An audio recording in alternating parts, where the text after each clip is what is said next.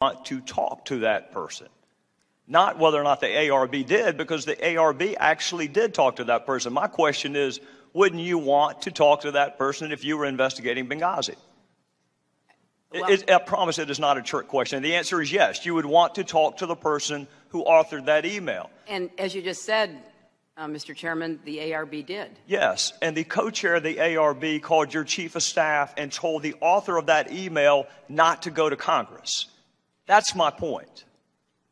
My point is the ARB did some good things. That's why our first two hearings were on making sure the recommendations by the ARB were actually implemented. But when the author of that email is going to be brought before Congress and one of the co-chairs calls your chief of staff and says, I don't think that that witness is going to be a good witness, Madam Secretary, with all due respect, she's a fact witness, whether she's good or bad. The author of that email has a right for Congress to question them. I mean, that's not even a close question. So somebody can be a good person, and I have no doubt that Mr. Mullen and Mr. Pickering both are. But this is also what I don't doubt. I don't doubt that that phone call was made to Ms. Mills saying don't send Charlene Lamb before Congress. She's not going to make a good witness.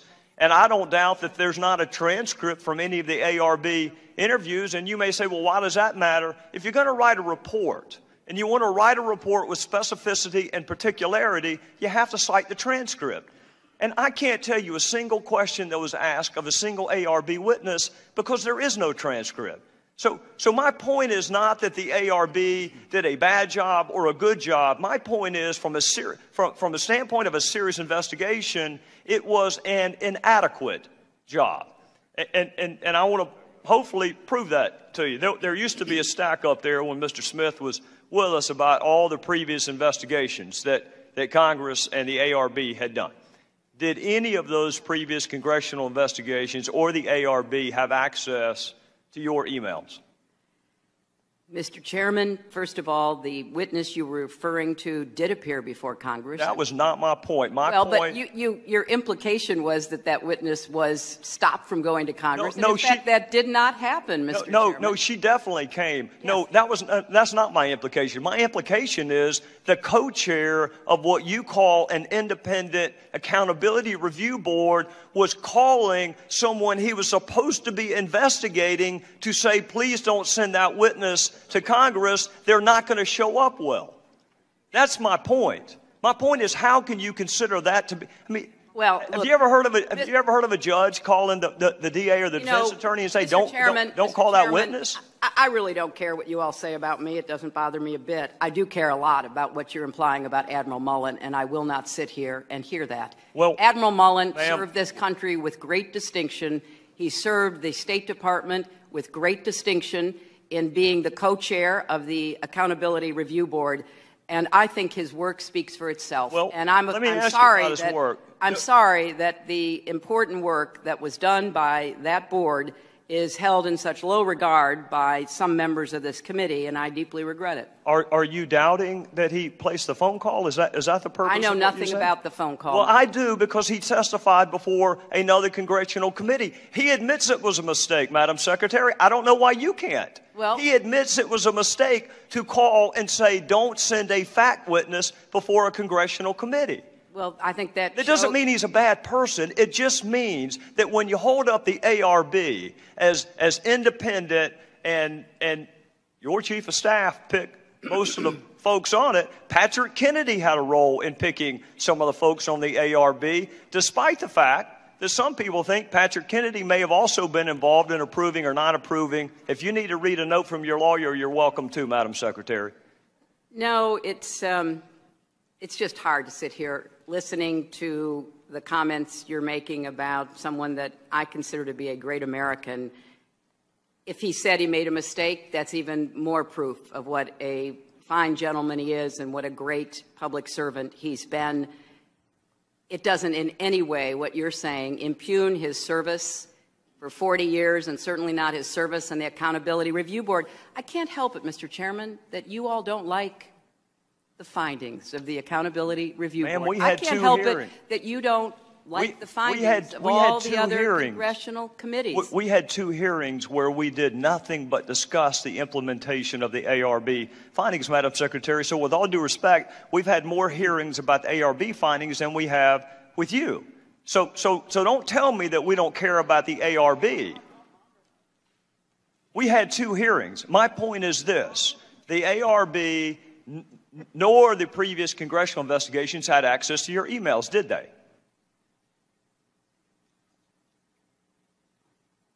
I don't know what they had access to. I know that during the time I was at the State Department, there was certainly a great effort to respond to your predecessor, Congressman Iss's inquiries, and many thousands of pages of information was conveyed to the Congress. And I know that the State Department has worked diligently and persistently to try to respond to the many requests that it has received. And I think that given the pressure and stress of business they've been under, they have performed as well as they could. So you will be getting, and in fact the entire world will be getting, all of my emails, because they're all going to be public, and you will be able to read them along with everybody else. Madam Secretary, that actually was not my question. My question was whether or not the previous congressional committees and ARB had access to your emails. That was my question. 90 to 95% of my work-related emails were in the state system. If they wanted to see them, they would certainly have been able to do so. You know what? That is maybe the 10th time you have cited that figure today. It is. And I have not heard anyone other than you ever cite that figure. Who told you that 90 to 95% of your emails were in the State Department system? Who told you that? We learned that from the State Department in their analysis of the emails that were already on the system. We were trying to help them close some gaps that they had. Can you provide me with a name? Because when I asked the State Department about 10 days ago, what's the source of that figure, they shrugged their shoulders. Well, you can look for the state.gov addresses, and they certainly pop up. And right, and the Inspector General report, Madam Secretary, the Inspector General report, which you can't argue by perfect analogy, but you can certainly extrapolate. The Inspector General report found that less than 1% of State Department emails, record emails, were captured. So they give a number of less than 1%, and you give a number of 90%. Well, I don't know what you're referring to. I can only speak about my emails, my work-related emails. Well, let's talk about your work-related emails. We asked for them last year, and the State Department gave us 8. If they had 90% of yours, why did we only get 8? Well, I don't know initially what you asked for, but I know that they tried to be responsive. 90 to 95% of them were on state.gov. I understand that the committee broadened the scope of their requests, and I think that in response, the State Department has been trying to provide what you have requested. In the meantime, they're going through the process of making all of my emails public. You think our first request, there were only 8 emails responsive to our first request? I can't speak to it. I believe your first request was for Benghazi, and I believe that the State Department did a diligent search. Then I believe you expanded it to Libya and weapons and maybe a few other terms, and I believe they conducted our jurisdiction hasn't grown, Madam Secretary. Our jurisdiction is the same thing it was. Let me ask you this. You say that you turned over everything. I don't get a chance to watch you a lot on television, but when I see you are interviewed, you make a point of saying, I turned over everything. All my work-related emails. How do you know that?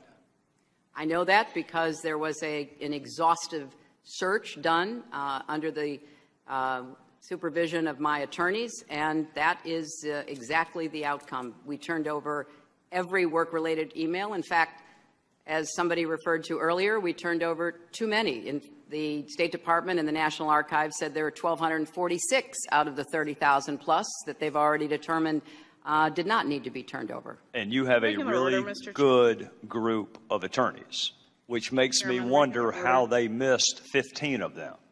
Well, if you're talking about Mr. Blumenthal, which I assume you are, He had some that I didn't have, and I had some that he didn't have, and I was under no obligation to make any of his emails available unless I decided they were work-related. And the ones that I decided that were work-related, I forwarded to the state.gov accounts of the people with whom I worked. Madam Secretary, is there any question that the 15 that James Cole turned over to us were work-related? There was no ambiguity about that. They were work-related.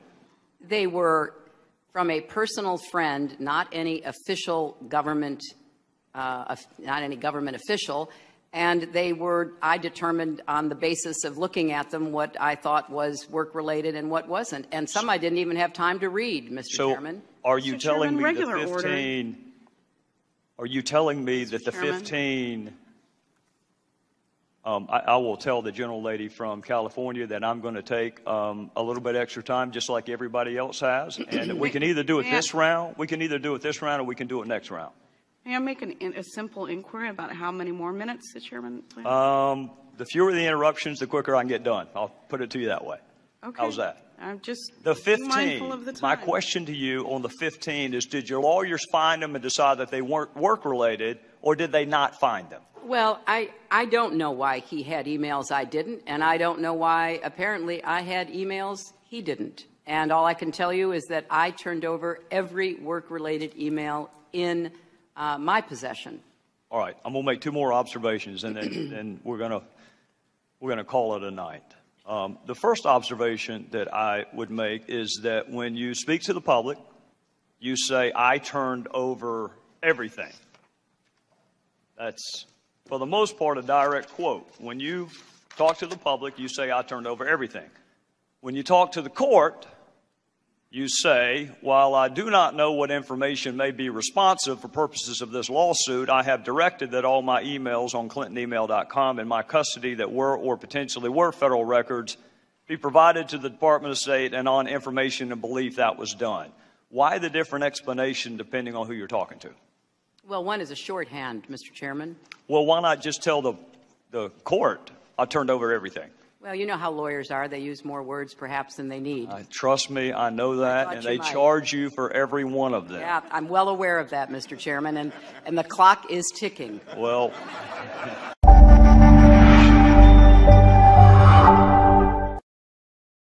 Thank you, Mr. Chairman. Mr. Downing, how long have you been at the Department of Justice? Coming up on 18 years. Okay, 18 years. We appreciate your service. A week ago, Mr. Comey, former FBI Director Mr. Comey, testified that then Attorney General Loretta Lynch told him to, when he discussed the Clinton investigation, to call it a matter, not an investigation. You recall that testimony from Mr. Comey? I have heard news reports of that. Okay. Yes. Okay. Were you part of the discussion and decision at the Justice Department to instruct the FBI Director not to call an investigation an investigation? No, sir. I'm a career employee of the Justice Department, and I was not involved in any of that level of... Do you agree with that decision that was made and, frankly, implemented by the FBI Director? I'm afraid, sir, I don't have an opinion one way or the other on that. Do you know if that's ever happened before, where the Attorney General tells the FBI Director to portray something differently than what is actually happening, and i.e. not to call an investigation an investigation? I'm afraid I have no information for you on that. Were you part of any decision by the Justice Department to allow the perception to continue that President Trump was under investigation when, in fact, he wasn't and was told 3 times by the FBI Director that he wasn't? I'm trying to make clear I am not involved in decisions of that level, and I have no information about it. Do you think it's wise for the Justice Department to mislead the American people? Of course, the Justice Department should do its best not to mislead anyone. And you would agree that in both situations the American people were misled? I have no basis to answer that question. Well, think about it. In one situation, it was an investigation, and the FBI Director was instructed to call it something different, to call it a matter. In the other situation, the President of the United States was not under investigation, and yet that would not be confirmed, not be stated, and the perception was allowed to exist that, in fact, he was. Twice the American people were misled by the head of the Federal Bureau of Investigation. That's probably not a good thing, is it? I have no opinion for you on that. I mean, but, you know, you've served 18 years at the Justice Department. You went to Stanford Law School. You're a smart guy, a good lawyer. Is that normally how it operates at the Department of Justice? And well, let me ask this. Do you know of any other occasion where the Attorney General has instructed someone with an important job like running the FBI to mislead the American people? I have no basis to believe that, no. You don't think it's ever happened before? You don't know of any other time it's happened? I don't have any opinion on that, no. What about the leak? What about the idea that the head of the FBI decides to give information to a friend who's then going to pass it to the New York Times? Should that be something that actually takes place, even though at the time he was a former FBI director? Is that appropriate for someone who's held that position to engage in that kind of activity? I'm afraid I also don't have an opinion on that. But as someone who's worked at the Department of Justice for 18 years, Stanford law degree, you think that's the appropriate kind of conduct for someone who has served in the Justice Department, particularly at a high, not even as high a level as you, but someone who's been head of the FBI? I think I could say that the FBI is a higher level than me. The FBI director is a higher level than me. No, I'm sorry, sir. I don't have an opinion about these kinds of questions. I understand the motivation and the need to try to get to answers on these questions, but I'm not the right person to be in a position to answer them for you, sir. I appreciate you trying to respond, Mr. Downing. But what I also think the American people would appreciate is the highest officials at the Department of Justice should be straight with the American people. And that did not happen. No ifs, ands, buts about it. Did not happen. And they were misled at the direction of the Attorney General. Mr. Comey's testimony was real clear. He even questioned, he said, do we really want to do that? Don't we want to tell the American people the truth? And yet he carried out the order from the Attorney General to mislead the American people and say it was a matter, not an investigation. And of course, as I've said a couple times, he allowed the perception to continue that our current President of the United States was under investigation when in fact he was not. And with that, Mr. Chairman, would the gentleman yield? I'd be happy to yield to the chairman. Mr. Downing, I understand you can't always speak about things that aren't your main wheelhouse, if you will. Have you ever spoken to the press off the record, provided any information about an ongoing case to a press person? I've certainly spoken to the press off the record, sir. Of course, we are very careful about what we disclose, and we try to do our best to stay within the lines, certainly at my level.